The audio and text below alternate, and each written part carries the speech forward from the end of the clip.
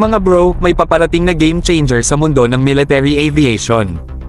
Ang General Electric T901 turbine engine ay isang bagong powerhouse na paparating at siguradong dapat itong bantayan ng Philippine Air Force o PAF.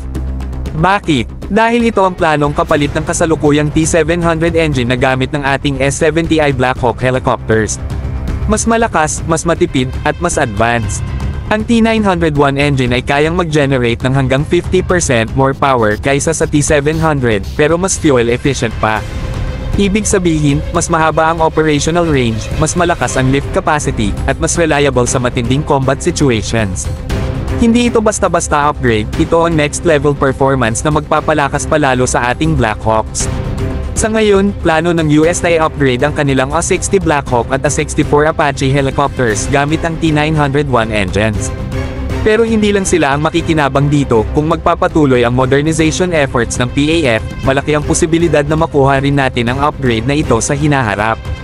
Mga bro, kung titignan natin ang evolving threat sa ating rehiyon, napakahalaga ng ganitong advancements. Mas maraming power, mas mataas ang payload capacity, at mas matagal ang endurance, ito ang mga kailangan ng PAF para mas maging effective ang ating air mobility at combat response. At dahil hindi lang tayo basta-basta namimili ng gamit kundi dapat wise sa future upgrades, magandang pag-isipan na ang pag-acquire ng Black Hawks noon ay may potential pa palang malaking improvement sa hinaharap. Kung ganito ang mindset natin, always looking forward sa possible upgrades at force multipliers, hindi lang tayo basta bumibili ng hardware kundi nag-i-invest tayo sa long-term defense capabilities ng bansa.